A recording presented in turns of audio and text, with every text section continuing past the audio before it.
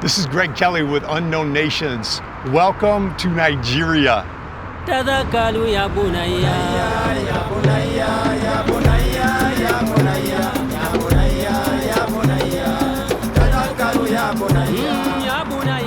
Nigeria is the most populated country in the entire continent of Africa. There's literally more followers of Jesus in Nigeria than any country in this entire continent. At the same time, there's more Muslims, most of them not having access to the gospel. That is why Unknown Nations is here. We want to take you to Nigeria, show you what God has done in the South, and we celebrate that. But we also want to show you the realities of what's going on in the North. Thank you for joining us.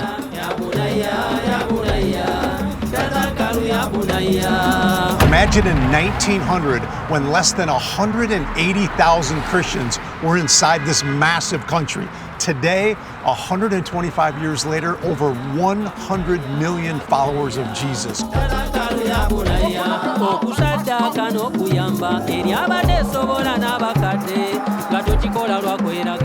The church in southern Nigeria is very dynamic. It's passionate, it's loud, it's very rambunctious in its worship style. We love to worship, we love to hear the word of God, we love to have the our culture infused with our religion. So we have that synergy.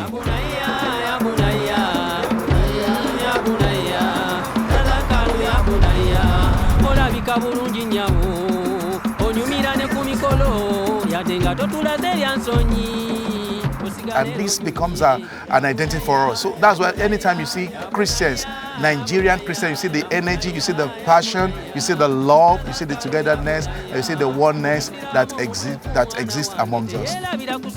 So we can say the church in the south is very present in Jerusalem, a little bit in its Judea, but not very mobilized to look at its Samaria and the ends of the earth. So the church in the south is huge.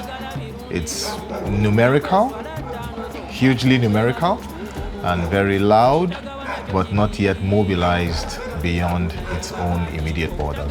Many people in the south are very much afraid to come to the north. So they are so contented with where they are now. And Nigeria, unfortunately, is also representative of one of the greatest contrasts in the world. Just as the gospel has exploded here in the south, in the northern part of this precious country is a far different story, some of the most hostile land in the world.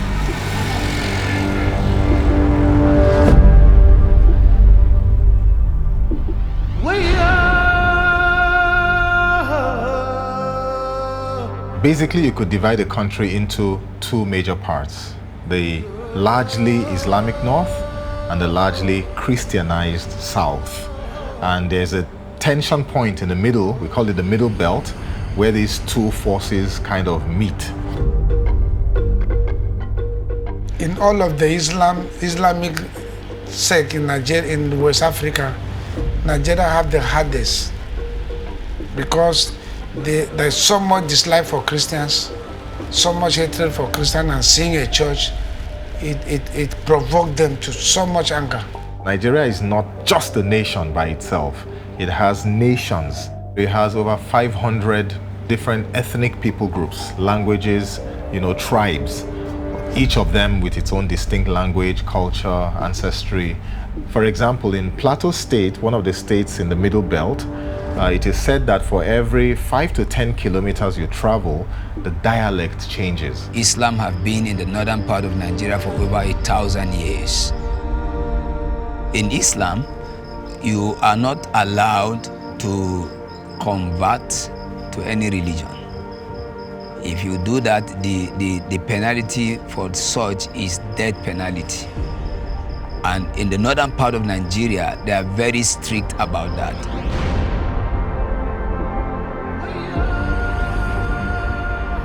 I am standing in the city of Kano, the second largest city in the entire country of Nigeria.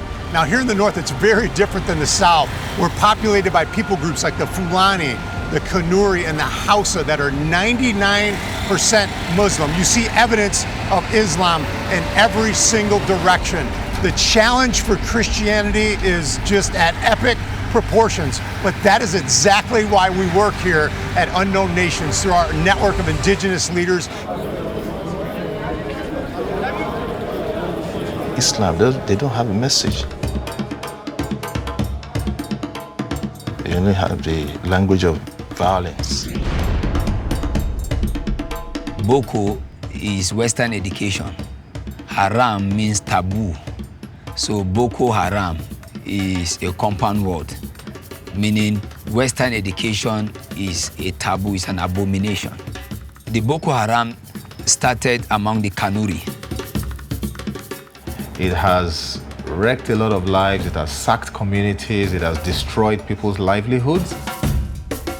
Anytime they are killing or they are slaughtering believers, those who don't believe in their own ideology, they make the videos. They can attack, they don't just attack the civilians, they also attack even military barracks. Most of these very terrorists, they are more armed. The kind of weapons they carry, they are more modern than what our Nigerian army do carry. So they can take the opportunity to do what they call jihad, burning down churches, killing Christians. The Fulani Militia started by the Fulanis. They are not resident anywhere. So anywhere the land is greenish, they move in their cattle to graze. They started by entering people's farm, eating whatever the farmer was able to grow. Then they will now have conflict between farmers and herders. They now begin to get more equipped, armed. I got a phone call from one of the missionaries, the native missionaries. He said he was in the bush for safety with his children. I went out in the morning and heard gunfire. I called my wife and said, "The bandits are here. Let's find a place to hide." My two sons came with me.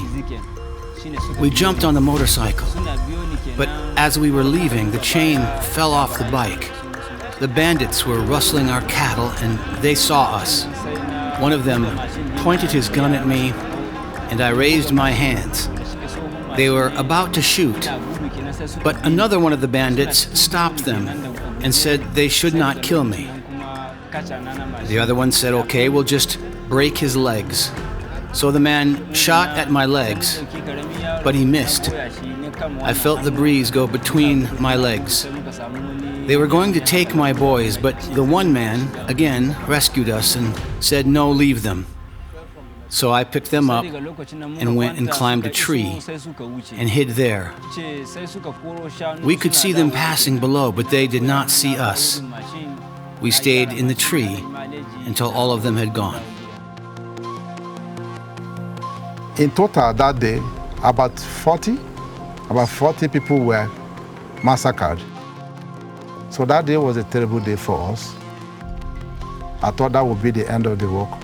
Jesus never promised that this gospel would only thrive in atmospheres of peace and calmness and stability, but also when things are difficult, the gospel must keep on being preached. God is helping us. The people there are working stronger and stronger. The natives are taking the bulls by the horn. And today, we are planting more churches. We're also using the audio Bible to give to those who cannot read or write. My view to what's happening in northern Nigeria is that it's creating a lot of opportunities for the gospel. They have seen the difference. They have seen the difference between light and darkness. So they have that passion, they have that zeal to make sure that their people are brought out from that way of death to the way of life. But real Christians, missionaries, no. Even if they are killing our relatives, even if they are killing our parents, the only choice we have is to love them still. Is to love them still. Though it's difficult, but if we want to be Bible Christians, that's what we ought to do, and that's what we've been doing. We recently had an opening among the Hausa people. For over time, not one of them have been a Christian. They have not even opened up to accept anybody that have come with the message of Christ. Somebody was asking questions about Christ. Then we sent a team of missionaries that went with treasure. They went with treasure. They carried 2 treasure and gave to them to listen. And from 2 of them have been listening to it, they began to ask questions. From those very questions, they were led to Christ. Then they now started having groups where people sit down and listen to the Word of God, particularly the Bible in Hausa, using this very treasure. Then from there, they started sharing and taking it from one community to another. One of the reasons why the treasure is very impactful among these people is because they are oral learners. None of them have ever attended school before, so they don't know how to read nor write, so they can only listen. We've been praying for these particular Hausa people for over 20 years. But today, we are glad that we are alive to see what God is doing among the Hausas. In order for recent converts to be trained and equipped to reach their own people for Christ, Unknown Nations has set up discipleship training centers, like this one. The last 4 words out of Jesus' mouth were ends of the earth. The last thing he said. Do you think that's important? But we have been inspired by a verse in Acts chapter 19 where Paul himself is in Ephesus. He's in the synagogue. He begins disrupting things like Paul does. They kick him out literally of the synagogue, and he ends up in a place called the Hall of Tyrannus. That man who walked 10,000 miles stayed in one place, the Hall of Tyrannus, for 2 years. And as a result of that, multiplication upon multiplication happened, and all of Asia Minor was reached with the gospel. That's where I'm standing right now, literally in a version of the Hall of Tyrannus, a training center in Abuja, Nigeria. Over my shoulders, you'll see men and women, faithful men and women, who have committed to 4 months of training. They represent all walks of life. They're scattered throughout, and their influence will impact this precious country, particularly among the nations that have never heard of Christ.